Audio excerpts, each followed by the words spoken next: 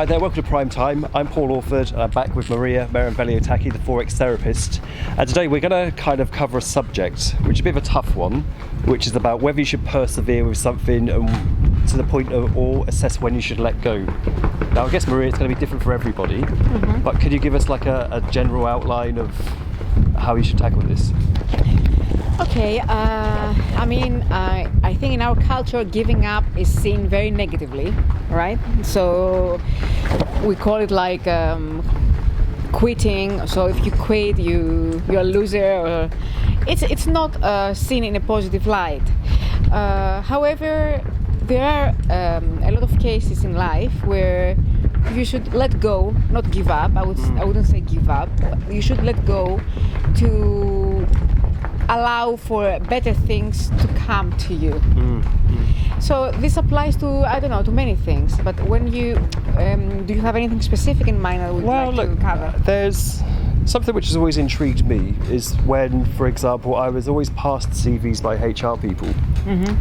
We can make it broader than work, but they always said, "Oh, he's just only been in this job for X amount of months. He gives up regularly." But you don't know the true story behind it. The employer could be a psychopath. You know what I mean?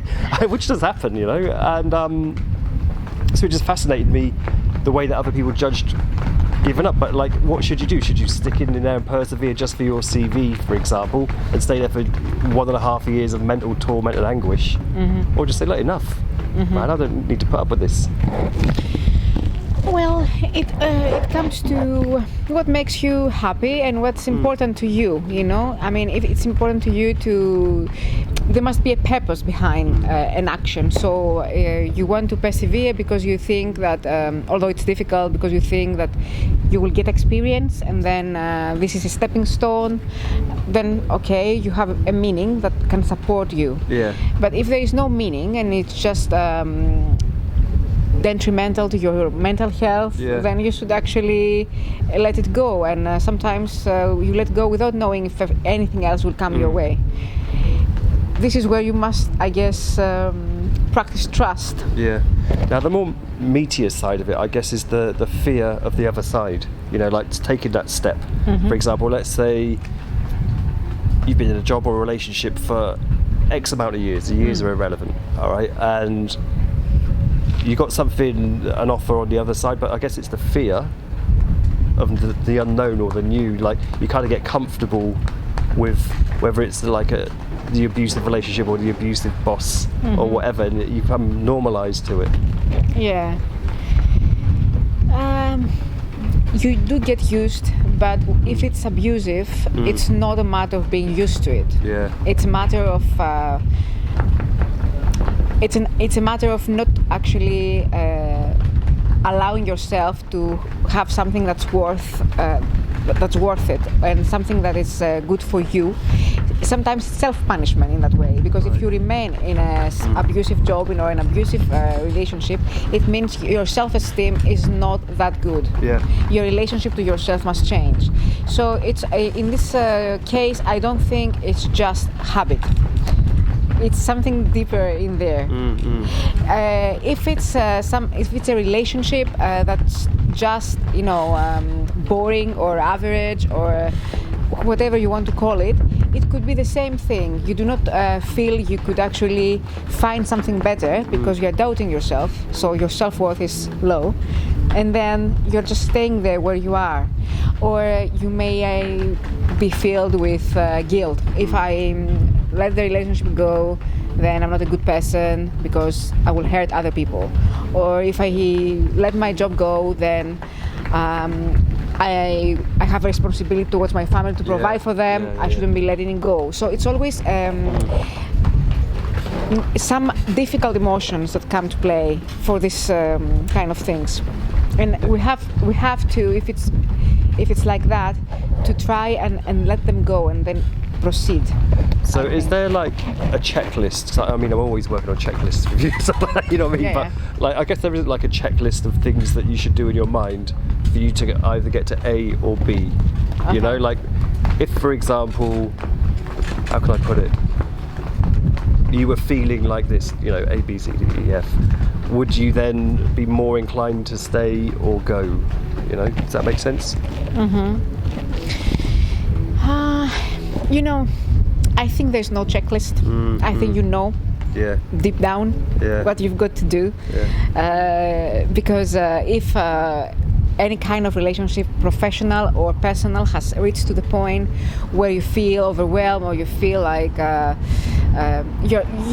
you are in pain of some sort, then it means it's time to go. So you know that, obviously.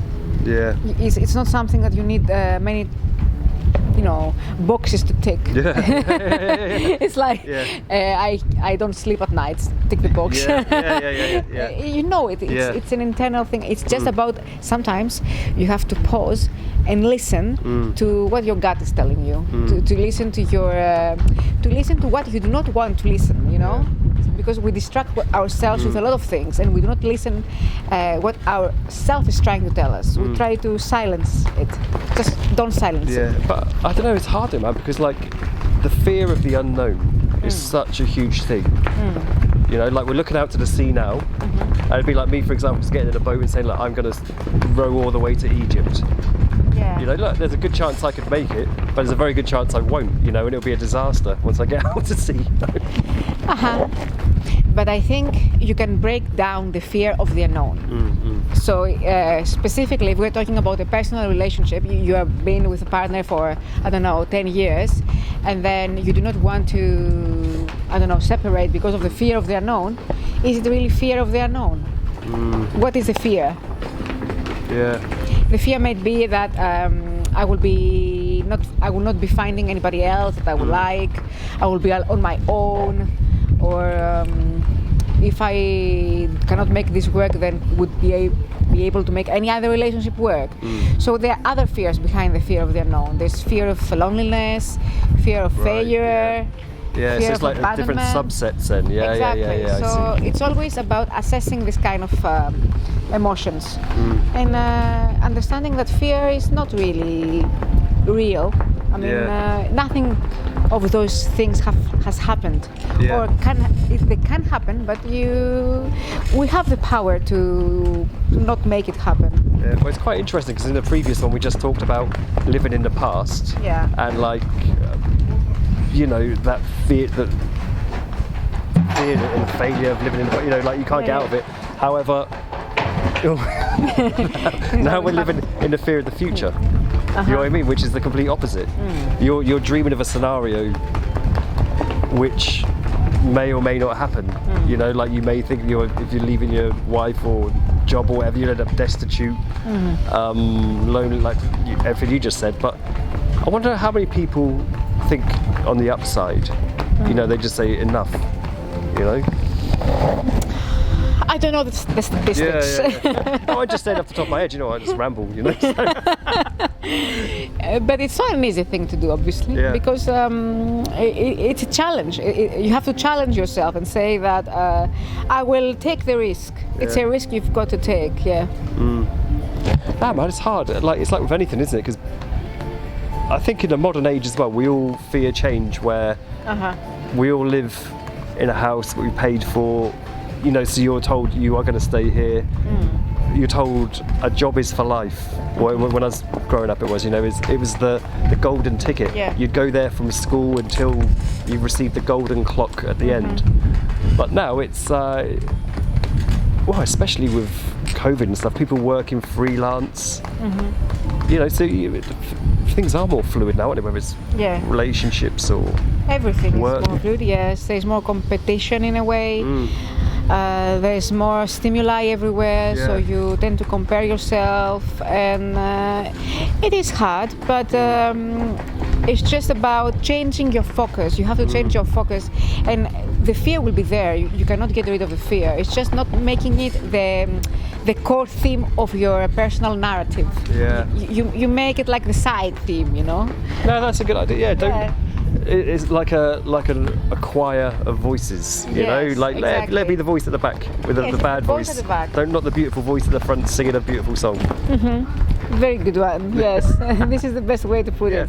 That the voice will not stop; it will be always there, and then we start to slowly letting it be, and we do what it's important for us. We go the way we think that will make us, that will make our life more meaningful. You know, so yeah. Okay, so my final question is the big question. Okay. How do we listen to the voice then? You know, like the voice you're talking about. You know, when you're on your own. You know, how do you do it? Like, do you just sit down, shut up, and just think? Okay. And then how do you come to that conclusion? Is it like 10 minutes of just thinking, or 2 years of meditation, thinking about it and listening? I would suggest the following. Thoughts are very complicated. They're endless, and they may confuse us. So if you want to make a faster maybe realization, if not decision, you think the topic that concerns you, and you assess the feeling, the emotion, meaning the feeling, I mean the emotion. So when you think about your job or your relationship, what's the main emotion that you feel, okay? You can actually try to locate this emotion in your body. So if it's because sometimes we don't have words to describe emotions. You know, we have not articulated what emotion is that yet. So start by assessing your body. Is it on your shoulders? Is it in your heart? Is it in your stomach? And then the heaviness of the emotion, starting to recognize what it is, what your body is trying to tell you. And listen to this kind of very silent talk. So listen to your body, listen to your emotion, and then you will know. Because if the emotion that you have about the job or the relationship is like sadness, or it's anger, or something heavy, it means that something must change there. I'm not necessarily suggesting you just give it up, but something you must change. So, yeah, this is what I would suggest. All right, madam, well, I'm going to go away and listen to my voice for a minute. Cheers, Maria. Okay, thank you. See ya. Bye.